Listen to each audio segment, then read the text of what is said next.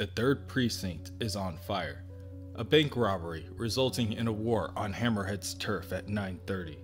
An armored car being taken down by the Shocker and the Armadillo at 10:45.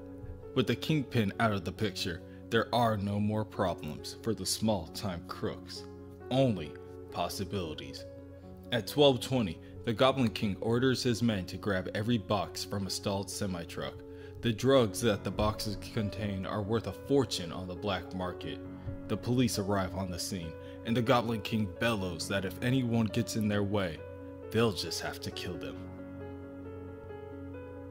Small-time crimes by small-time criminals at 1 p.m.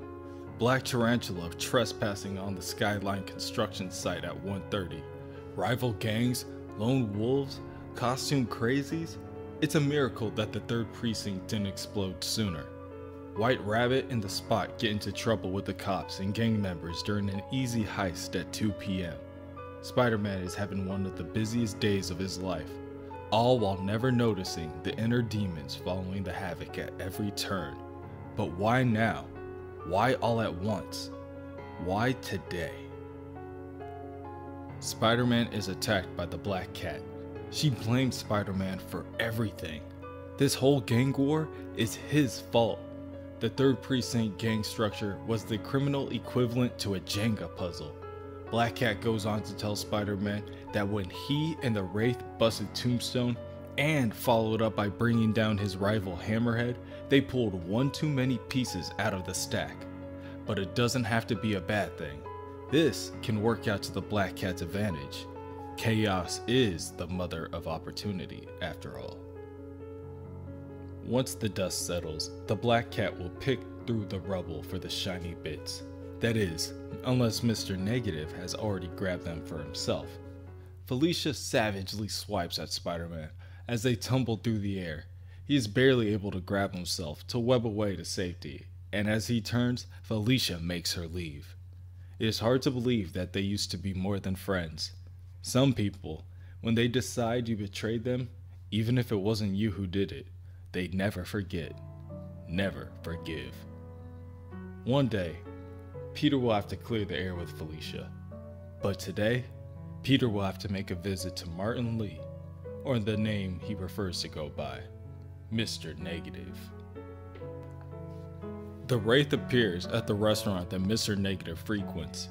He welcomes her with open arms.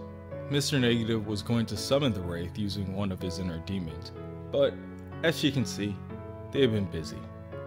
One way or another, all of the events within the 3rd Precinct can be traced back to him. His inner demons may have struck the spark, but she piled the tinder. However, he is missing a demon, Donald. He has been missing since the night before. The Wraith informs Mr. Negative that she killed Donald, and she's going to kill him next. Mr. Negative tells his controlled inner demons to attack the Wraith. However, she is not afraid. She knows that Mr. Negative corrupts people, and he thinks corruption is the same thing as control. It isn't. And as the Wraith takes down one demon after another, she tells Mr. Negative that he cannot stop what he cannot control. One inner demon within the Wraith's blind spot pulls out a pistol and prepares to fire on the unsuspecting hero.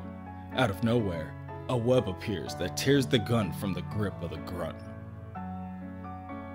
Why doesn't Spider-Man just leave the Wraith alone? He believes that Yuri Watanabe can change, but what if she doesn't want to change? The Yuri Watanabe that he knows isn't real.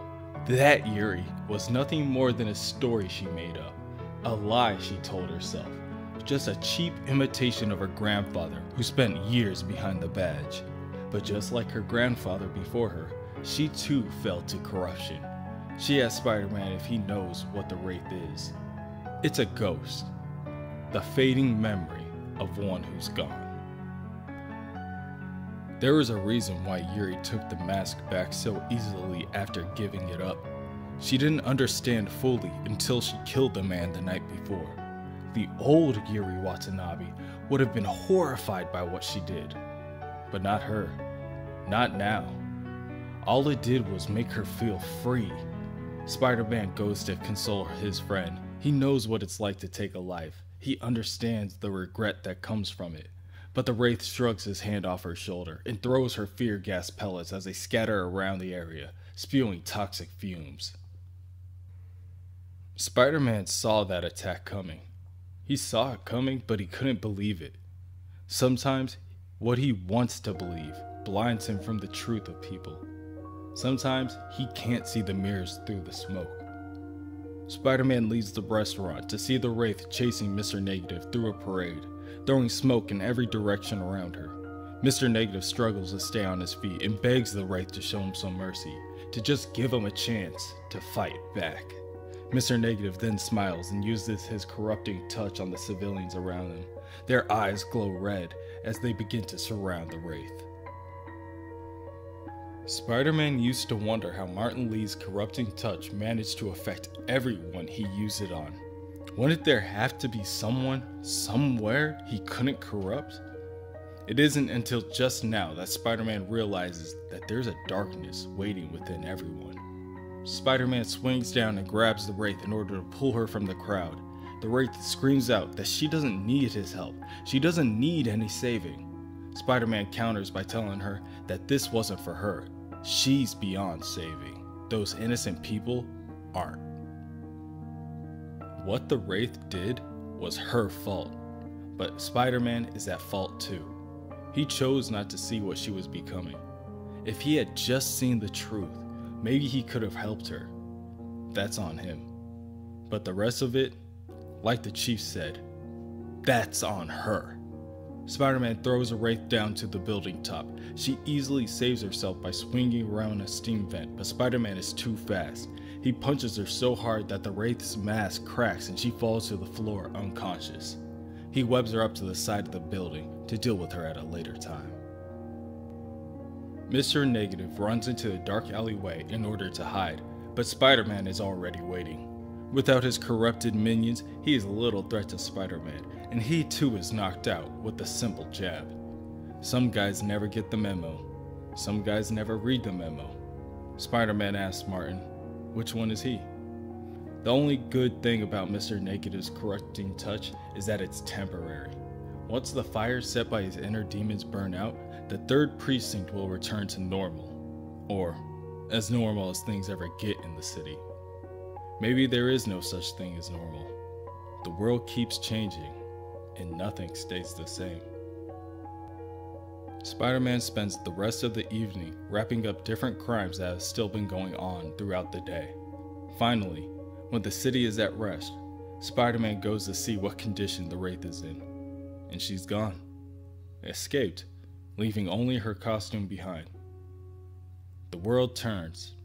People turn. Everything turns. And it never stops. What can you say?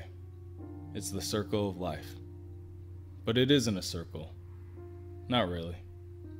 It's a spiral. The thing about spirals, some go up, some go down, and some just go round and round.